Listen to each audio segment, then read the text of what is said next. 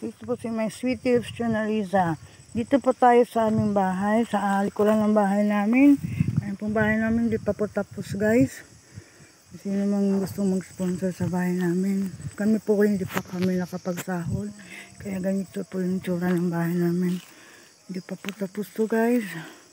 Kulang-kulang pa rin po ang mga materyales.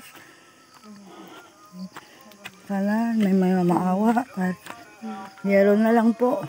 Ayan po. Ang po bahay namin. Wala pa pong bubong. Ayan. Kulang-kulang yellow. So guys, dito tayo sa likod ng bahay namin. Dito tayo kay Kaimito.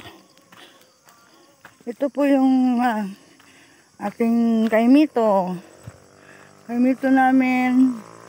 Ayan, laki na po siya. Kaimito lang po ito guys, pero sa likod po ito, sa taas po ito, palasyo ng mga engkanto. Hindi kasi naman naniwala kayo. Totoo po yung sinasabi ko. Nakita ko na po sa panaginip ko. O sa vision ko. Hindi po yung panaginip kasi umaga na. Pagising ko lang. Ayan, dyan po sa taas yung kanilang kaharian. Ito si Kaimito. Thank you for watching guys. Sana maniwala kayo.